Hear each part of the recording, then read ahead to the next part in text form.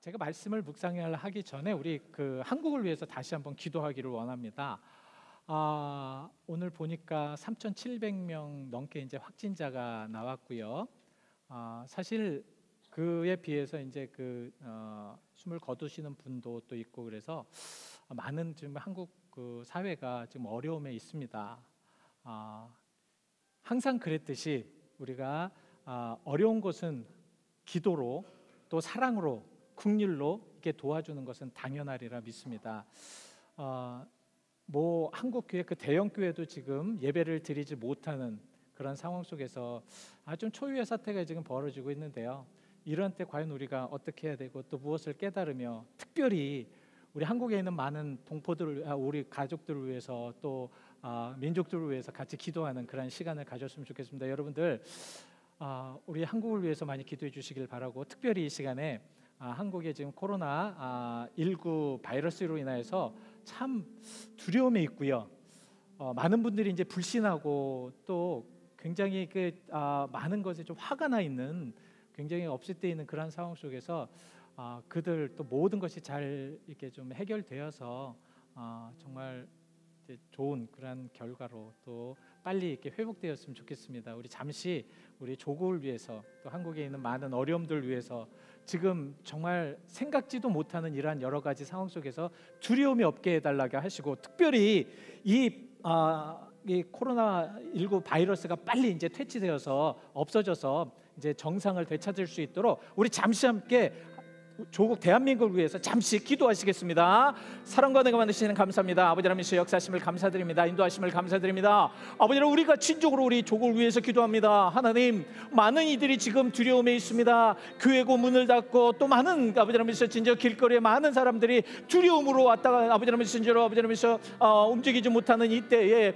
우리는 무엇을 해야 됩니까? 아버지 하나님, 정말 우리가 사랑하며 정말 아버지 하나님 한국을 위해서 기도할 수 있는 우리가 되게 하여 주시옵시고, 특별히 아버지 하나님 진정으로 우리에게 긍휼을 베풀어 주시옵소서. 우리 아버지 하나님 대한민국의 아버지 하나님 진정으로 사랑으로 함께하여 주시옵시고, 주님 아버지 하나님 진정으로 모든 위정자들뿐만 아니라 아버지 하나님 모든 교인들이, 이제는 교회들이, 이제는 성직자들이, 이제는 성도들이 아버지 하나님 다시 한번 아버지 하나님의 은혜에 아버지 하나님 진정으로 덧입고 아버지 하나님 깨달으며 알 수 있도록 도와주시옵시고, 이런 교회를 통하여서 아버지 하나님 우리 아버지 하나님 조국이 하나가 되게 하시옵시고, 아버지 하나님 진정으로 위하여서 눈물을 흘리며 기도하는 이들이 많아지게 하여 주시옵시며, 이제 아버지 하나님 진정 온전치 못하고 잘못된 모든 것들을 아버지 하나님께서 아버지 하나님 제하여 주실 줄 믿사오니 우리 아버지 하나님 함께하여 주시옵소서. 아버지 하나님 속히 아버지 하나님 교회 문을 열어 주시옵소서. 하나님께 예배해야 될 곳, 하나님께 기도해야 될 곳, 하나님 앞에 온전하게 아버지 하나님 드려야 될 곳이 막혀 있다면 아버지 하나님 진짜 얼마나 아버지 하나님 아버지 하나님 그런 애가 아버지 하나님 없는 것입니까? 주여 우리에게 아버지 하나님 진짜 아버지 하나님 진짜 조국을 위해서 기도하게 하셨사오니 더욱더 아버지 하나님의 영광을 위해 아버지 하나님 기도할 수 있는 주님 아버지 하나님 성도를 있도록 인도하여 주시옵소서. 우리 아버지 하나님 진짜 역사하시옵시고, 우리 아버지 하나님 함께하여 주시옵시고, 간절히 아버지 하나님께 바라오니 주님 축복하여 주시옵소서. 주님 역사하심을 감사합니다. 하나님 우리 조국 대한민국을 불쌍히 여겨 주시옵시고, 긍휼을 베풀어 주시옵시고, 지금 모든 아버지 하나님 민족이 두려움과 불신과 또는 반목들과 또는 어려움 속에 이렇게 아버지 하나님께서 짐들로 처해 있습니다. 하나님 도와주시옵소서. 우리 아버지 하나님께서 조국 대한민국에 평화를 허락하여 주시옵시고, 치료를 허락하여 주시옵시고, 속히 그 바이러스가 없애주시어서 진정으로 아버지 하나님 진정으로 온전한 평화를 되찾을 수 있도록 도와주시옵소서. 주여 소속히 교회 문을 열어주시옵소서. 모든 성도들이 함께 아버지 하나님 울부짖으며 기도할 수 있는 그 교회 문을 열어주시옵시고, 또한 하나님 앞에 영광 돌리는 예배 아버지 하나님 그런 장소를 열어주시옵시고 함께하여 주시옵소서. 특별히 아버지 하나님 우리 사랑하는 모든 백성들의 그런 마음의 상처를 치유하시고 역사하시며 함께하실 줄 믿고 감사를 드리며 예수 그리스도의 이름 받들어 기도하였습니다. 아멘.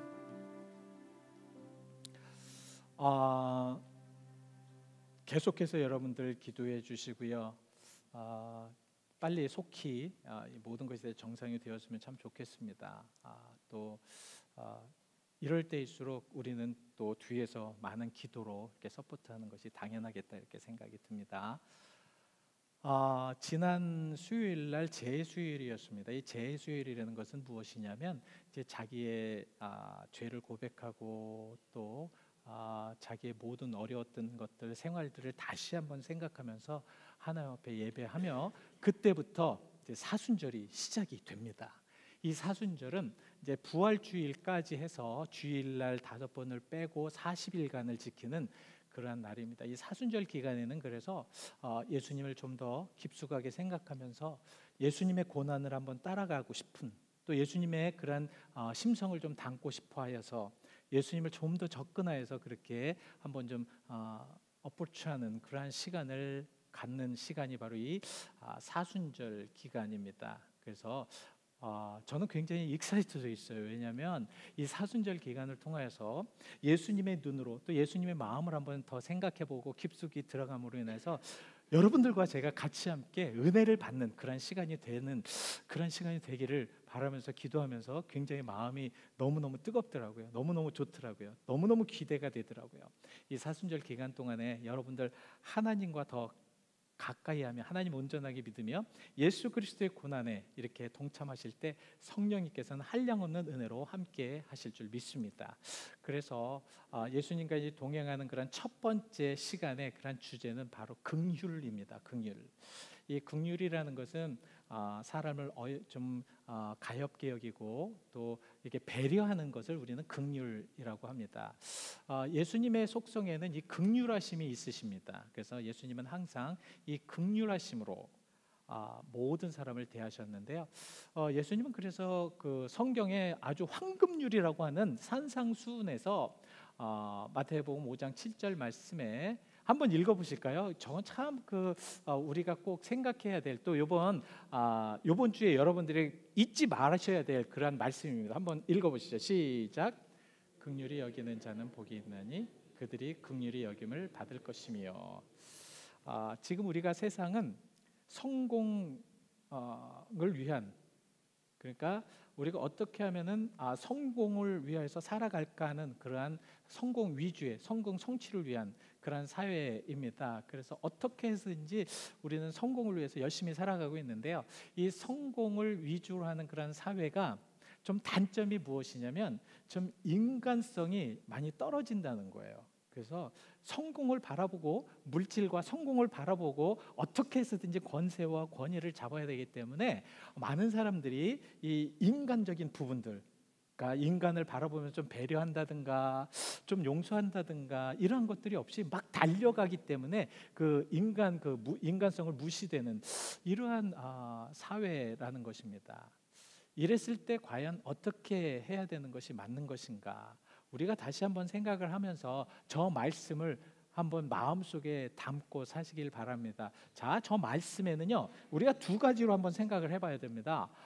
긍휼히 여기는 자, 이 긍휼히 여기는 자라는 것은 인간과 인간 간의 그런 관계에서의 긍휼을 이야기하는 겁니다. 그래서 내가 저 사람을 봤을 때 좀 배려해주고 가엾이 여겨주고 또 사랑해 줄 수 있는 그런 마음들을 이야기하는 거거든요. 그래서 우리가 삶을 살면서 참 그럴 수가 있잖아요. 참 어렵고 힘든 그러한 상황 속에서 그 사람을 보면서 좀 배려해 줄 수 있는, 또한 좀 가엾이 여길 수 있는 이러한 것들을 긍휼이라고 여깁니다. 자, 그렇게 하는 이들에게는 그들이 긍휼히 여김을 받을 것이다라는 것은, 이제 저 긍휼히 여김을 받는다는 것은 하나님에게로부터 받는 긍휼을 이야기하는 것입니다. 자, 그래서 우리 사랑하는 형제와 또 우리 자매들과 주변의 모든 이웃들에게 우리가 긍휼을 베풀어 줬을 때 하나님께서는 그 사람들에게 긍휼을 베풀어 주시는데 그 긍휼의 의미는 전자의 긍휼의 의무보다 더 넓은 의미를 가지고 있습니다. 저 후자의 긍휼은 무엇이냐면 하나님께서 정말 죄를 지은 그런 인간을 바라봤을 때 그 죄를 용서하실 수 있는 마음을 얘기하는 겁니다. 그러니까 아무리 인간이 죄성을 가지고 있고 잘못을 행했다고 하여도 그 죄성과 잘못을 하나님께서 용서하시고 배려해 주신다는 거죠. 근데 그것으로만 끝나는 것이 아니라 하나님의 그 긍휼하심은 바로 구원에 이르기까지 하는 긍휼이십니다. 이거 굉장히 넓죠. 그러니까 우리가 우리 사랑하는 이웃을, 또한 형제와 자매를 그냥 배려해주고 그리고 용서하고 사랑해주는 그러한 심성으로 살아간다면 하나님께서 그것을 보시고 우리를 통하여서 우리의 죄도 용서하시고 또한 우리를 구원의 길로 인도하시는 것이다.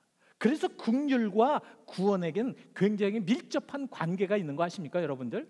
긍휼을 여기는 이들이 하나님의 사랑을 받고 하나님의 긍휼하심으로 인해서 구원을 받는다고 디도서 3장 5절에 분명하게 말씀을 하고 있습니다. 사람은요, 자기의 의로움을 가지고 구원을 받는 것이 아닙니다. 의로운 행위, 착한 행위로 구원을 받는 것이 아니라, 자, 저 후반부 셋째 줄부터 보시죠. 그의 긍휼하심을 따라, 그의 긍휼하심을 따라 중생의 씻음과 성령의 새롭게 하심으로 구원을 받게 하셨다.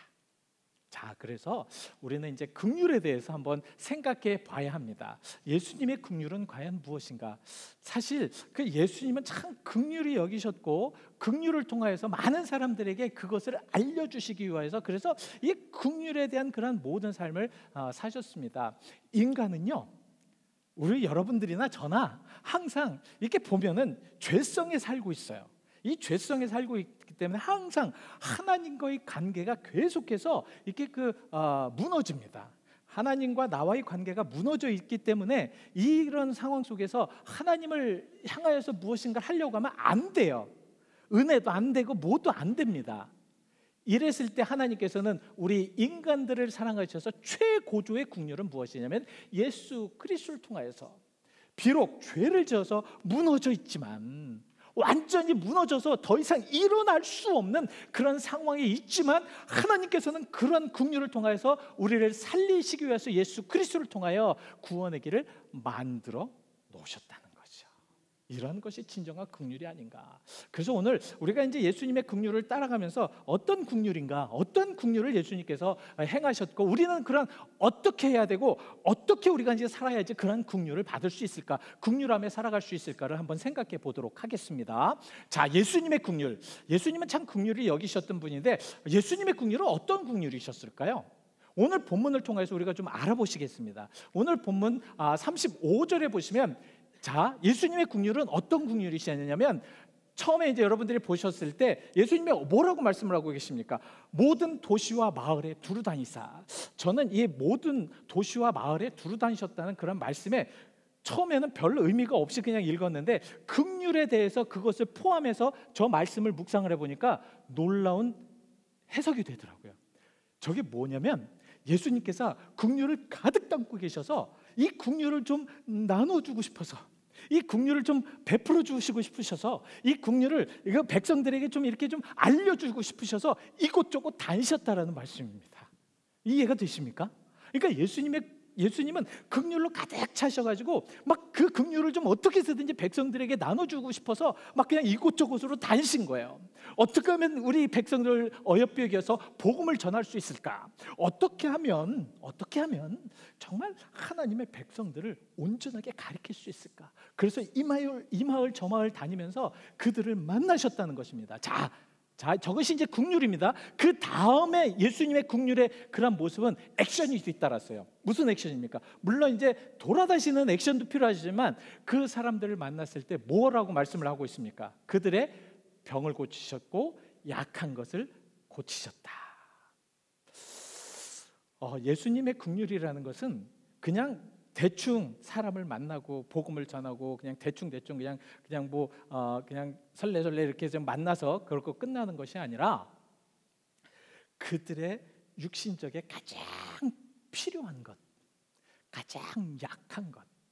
그래서 예수님을 만남으로 인해서 예수님을 만나야지만 해결할 수밖에 없는 것을 통하여 그들에게 긍휼을 베풀어 주셨다는 것입니다.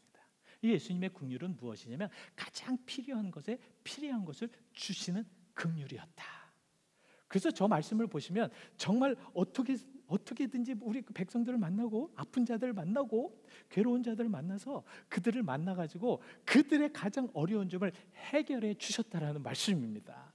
이것이 예수 그리스도의 긍휼이에요. 근데 저는 저것으로 끝나는 줄 알았어요.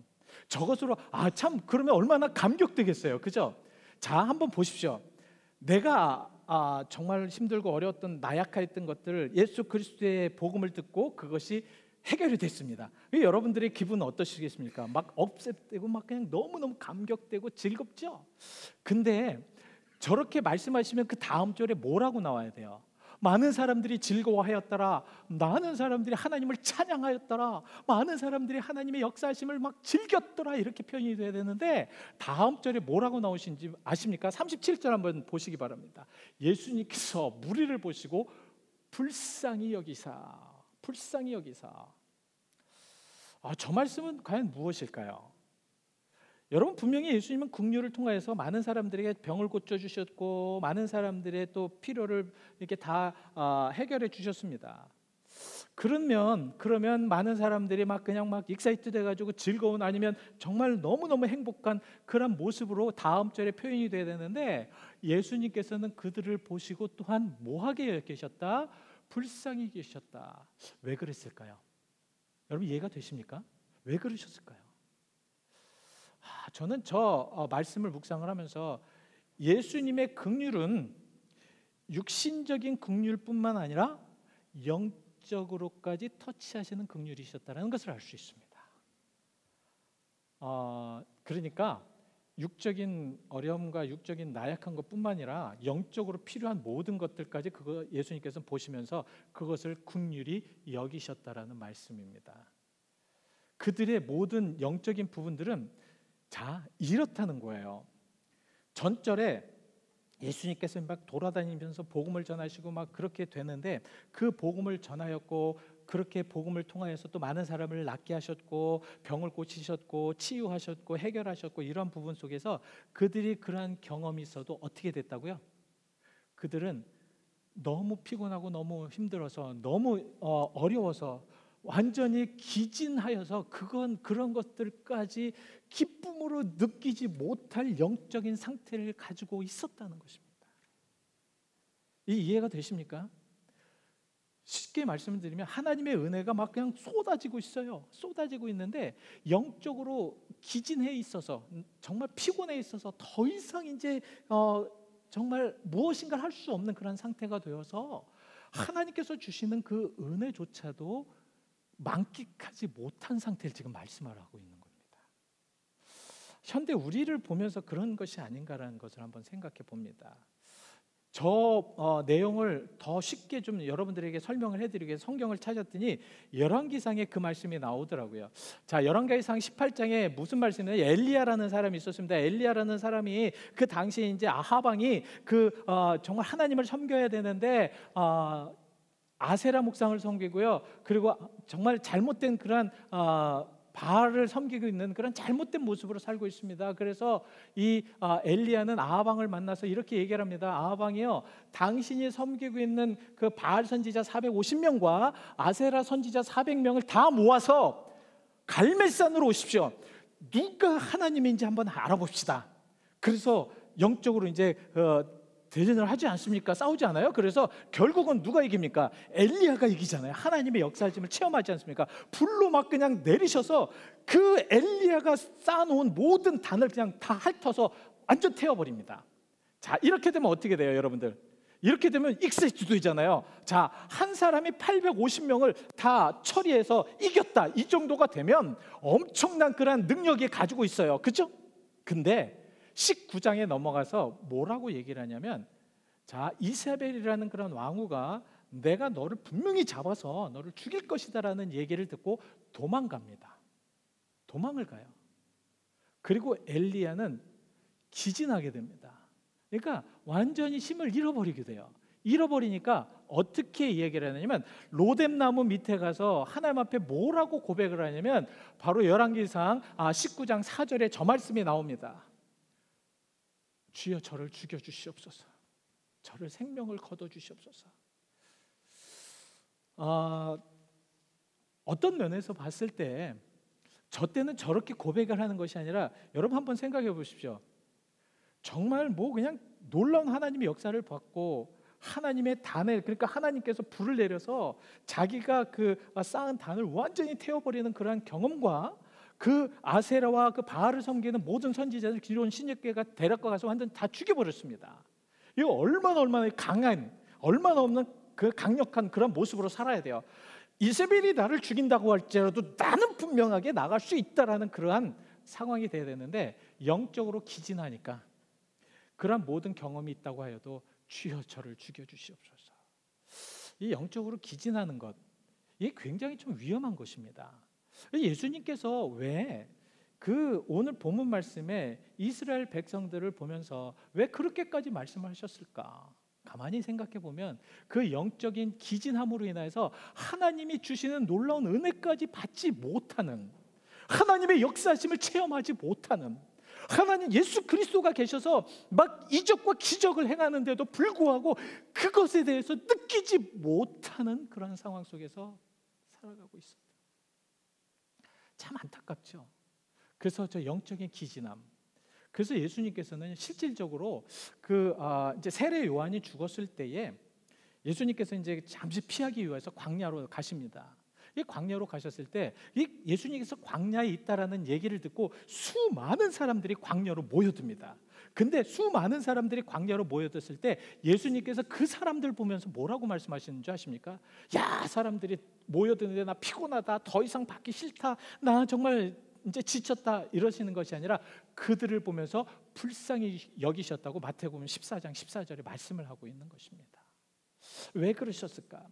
분명 그 수많은 사람들이 예수님께서 찾아오는 그런 모습을 보면서 불쌍히 여기셨다는 것은 그들의 정말 육신적인 나약함뿐만 아니라 영적으로 지치고 얼마나 영적으로 예수 그리스도를 만나서 정말 복음을 듣고 그 복음을 통하여서 영생을 얻을 수 있는 그러한 정말 나약함으로 오는 모습을 보면서 불쌍히 여기셨다라는 말씀입니다. 자, 예수님의 긍휼에 대해서 우리가 좀 이해가 되셨죠? 예? 예수님의 긍휼하심.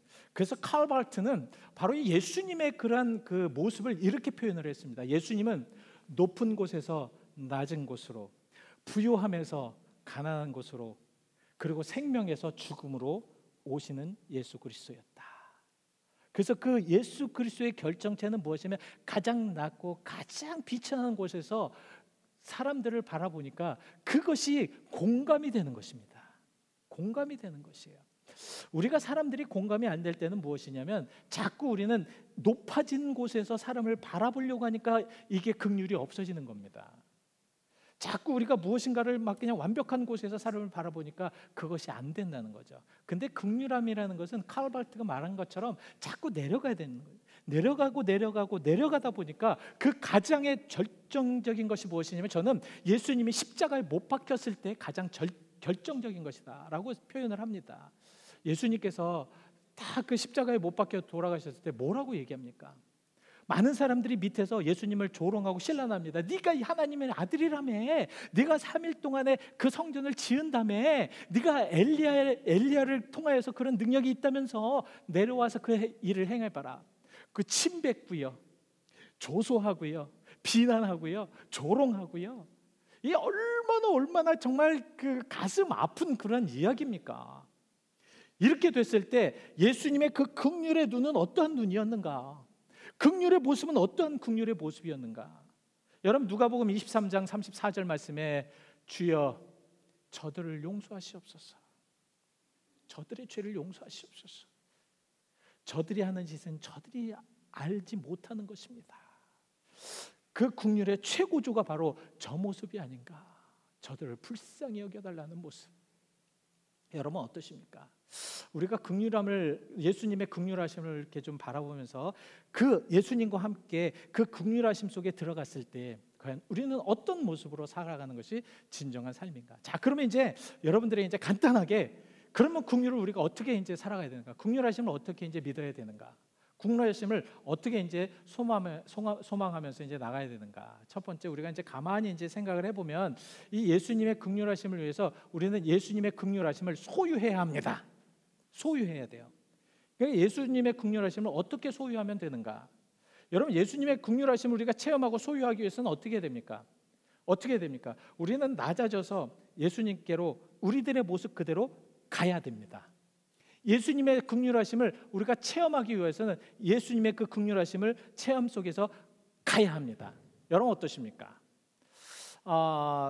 마가복음 1장에 보면 이런 이야기가 나옵니다. 한 문둥병자가 나병 환자죠. 이 나병 환자라는 것이 이 막 그냥 몸이 다 일그러지는, 그 몸이 완전히 다 떨어지는 아주 그냥 정말 사람들이 보았을 때 혐오스러운 그러한 병이 나병 환자입니다. 그래서 그 예수님 당시 나병 환자는 사람들과 같이 있을 수도 없고, 만약에 있다고 하여도 사람 쪽에 가려고 하면 나는 부정하다, 나는 부정하다, 나는 부정하다 이렇게 소리를 지르면서 다녀야 됩니다. 이러한 사람이 예수님께로 오려고 합니다. 예수님께서 그들을 바라봤을 때 그 나병 환자가 나는 부정하다, 나는 부정하다 하면서 예수님 앞으로 왔습니다. 예수님은 그를 긍휼의 마음으로 보셨습니다. 그 부정하다고 했던, 정말 목숨을 걸고 예수님 앞에 와서 무릎을 꿇는 그러한 나병 환자, 주여 저를 불쌍히 여기셔서 당신이 할 수만 있다면 내 병을 낫게 하실 수 있다라는 그런 확신을 가지고 그 앞에 무릎을 꿇었을 때 예수님은 어떻게 표현되는지 아십니까? 마가복음 1장 40절 말씀입니다. 자, 예수께 와서 꿇어 엎드려 간구하여 원하시면 저를 깨끗게 할 수 있나이다라고 이야기했을 때 예수님께서 그 다음 절에 뭐라고 얘기하냐면 그에게 손을 대셨다고 말씀. 더러운 곳에 손을 대셨고 짓물른 곳에 손을 대셨고 입술이 떨어지고 입술이 묽어지고 눈이 막 그냥 완전히 그 눈썹이 없어지는 그 사람의 몸에 터치하셨다는 것입니다. 터치하셨다는. 과연 이러한 사랑이 있을까? 이런 사랑으로 될 수 있을까? 저는 어렸을 때 굉장히 큰 위험한 병을 가지고 있었습니다. 불치병을 가지고 있었습니다. 그래서 이 몸이 썩어 들어가는 그런 병이었습니다. 김춘삼 목사님이라고 지금도 잊어먹지 않는데요. 그 목사님, 제가 어렸을 때 계속 자라날 때도 계속 저와 옆에서 손잡고 계셨던 그 목사님이 저를 치유하셨습니다. 근데 치유하셨을 때 저는 갓난아기였기 때문에 잘 모르지만 정말 그 피고름 나는 그 어깨에 피고름을 손으로 만지시면서 기도하셨다고 합니다. 자, 이것이 긍휼이 아닌가? 이것이 진짜 긍휼이 아닌가? 여러분, 긍휼이라는 것은 정말 우리가 그냥 말로만 하는 긍휼이 아니라 예수 그리스도의 긍휼이라는 것은 바로 이러한 긍휼이 아닌가? 그래서 예수님은 항상 우리와 함께 하셔서 우리에게 이러한 긍휼을 베푸시기 위해서 계속 준비하고 계시다라는 말씀입니다. 그래서 계시록 3장 20절 말씀에 얘들아 내가 문 밖에서 너의 문을 두드리고 있으니 내 음성을 듣고 문을 열면 나는 너한테 들어가서 나와 함께 먹을 것이다. 긍휼을 베풀어 주실 거라는. 근데 우리는 문을 안 열어요. 이 문둥병자같이 막 달려와서 하나님 앞에 무릎을 꿇지를 않습니다. 얼마나 답답한 모습 속에 이렇게 살아가고 있는가. 한번 여러분들 우리가 예수 그리스도의 긍휼을 한번 생각해 보기 위하여서 한번 이 긍휼에 대한 말씀을 다시 한번 묵상해 보시기 바랍니다. 그러면서 그 긍휼함을 가지고 예수님에게 한번 들어가 보시길 바랍니다. 나의 긍휼과 예수님의 긍휼은 많이 다를 수밖에 없을 것입니다. 자, 마지막으로 그럼 우리가 그런 긍휼을 그럼 어떻게 해야 되는가? 가장 중요한 것은 그 긍휼하심도 나도 긍휼을 베푸는 것이 중요하다는 거죠. 나도 긍휼을 좀 갖고 있어야 됩니다. 사람을 보았을 때 악한 사람, 악한 마음을 가지고 있는 사람들은 참 사람을 죽일 만큼 미워하는, 어떻게 사람을 저렇게 미워할 수밖에 없을까라고 하는 그런 상황 속에 있습니다. 세태가 더 빨라지고요. 세대가 지나면 지날수록 사회는 더 그런 것 같아요. 그래서 사람들은 먼저 불행하기 바쁩니다. 막 그냥 이것도 저것도 이런 것도 저런 것도 막 그냥 불행이 시작됩니다. 그리고 그 불행이 한 고조가 되면 무엇이냐면 그 불행의 대상은 죽일 사람입니다. 이렇게 되어지는 그런 상황 속에서 예수님께서는 이렇게 말씀합니다. 오늘 본문 37절 말씀에 추수할 곳은 많은데 갈 사람이 없구나. 추수할 사람이 없구나. 긍휼을 베풀어 줘야 될 것은 너무 많은데 긍휼 앞에서 우리는 정말 너무 많은 일을 해야 되는데 그것을 할 사람이 너무도 없다. 여러분, 이 세상에 교회들이 얼마나 많을까요? 이 산호세 지역에도 얼마나 많은 교회들이 있습니까? 우리 주변에 막 돌아다니면 교회들은 얼마나 아주 그냥 너무 많이 교회를 볼 수가 있습니다. 이렇게 많은 교회에도 불구하고 왜 이 세대는 긍휼이 없어서 많은 사람들이 울부짖고 있을까요? 왜 긍휼을 달라고 그렇게 많은 사람들이, 믿지 아니하는 사람들까지 그렇게 외치고 있을까요? 지금 예수님께서는 그래서 긍휼을 위하여서 보내시기를 원하시고 계시는 것입니다. 긍휼을 위해서 우리가 가게 되면 하나님이 내 편이 된다는 것이에요. 내 편이 되기 위해서는, 그래서 레위기서에서는 분명하게 이렇게 이야기하고 있습니다. 하나님께서 내가 너의 하나님이 되기 위하여서, 내가 너의 하나님이 되기 위하여서는 너희도 거룩하라고 레위기서 11장 45절에 말씀을 하고 있는 것입니다. 이 거룩하다라는 것은 무엇이냐면 하나님을 닮아가라는 거죠. 예? 우리가 뭐 으스름대면서 나는 뭐 예수 믿는 사람이니까 그러면서 막 그냥 쫙 이렇게 사람들 밑보이 이런 것이 아니라 하나님의 거룩하심, 예수 그리스도의 그런 겸손하심, 성령의 능력을 믿으면서 그렇게 따라가 보라는 것입니다. 따라가 봤을 때, 그랬을 때 하나님께서는 역사하신다는 것이죠. 여러분 어떠십니까? 그래서 존 로이드 존스라는 그런 그 목사님은 이렇게 얘기를 합니다.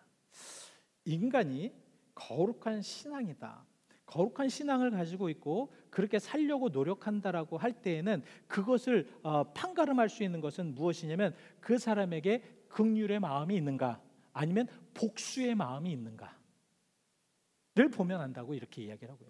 전 처음에 그것이 무슨 얘기인가를 몰랐는데 가만히 보니까 사람이 긍휼의 마음을 가지고 그렇게 하면 하나님의 마음을 배워서 그 하나님의 말씀에, 예수 그리스도의 마음에 그렇게 닮아갈 수 있다라는 것입니다. 그렇지만 그렇지 않은 경우에는 복수의 마음에 막 그냥 사람을 저주하고 이런 마음 속에 그렇게 살아갈 수밖에 없다. 그래서 시편 85편 10절 말씀에는 이렇게 말씀을 하고 있습니다.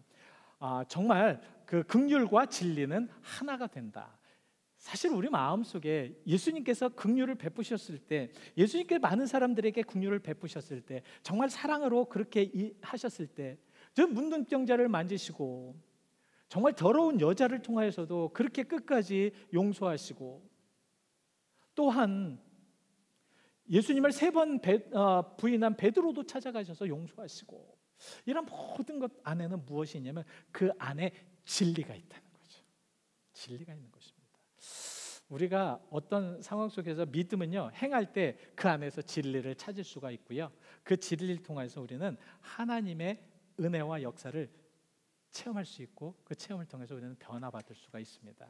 오늘 여러분들에게 이런 믿음의 놀라운 역사의 소망을 가지시기를 간절히 축원드립니다. 우리 잠시 함께 묵상해 보시겠습니다.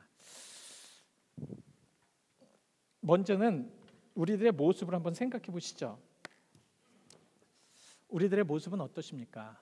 우리들은 어떤 모습 속에 지금 살아가고 있습니까?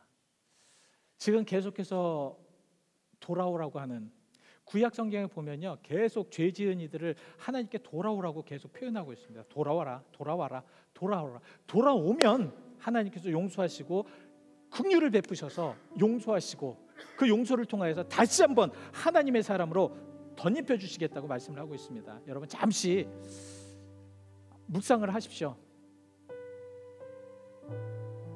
묵상 후에 우리는 찬양할 것입니다. 이 찬양이 어느 때는 우리가 들리지 않습니다. 어느 때는 우리는 아무것도 아니라고 생각합니다. 그러나 이 찬양을 통하여서 우리는 다시 한번 예수 그리스도를 온전하게 믿는 그런 아름다운 찬양이 되기 위하여서, 하나님께 고백되기 위하여서 잠시 묵상하시기 바랍니다.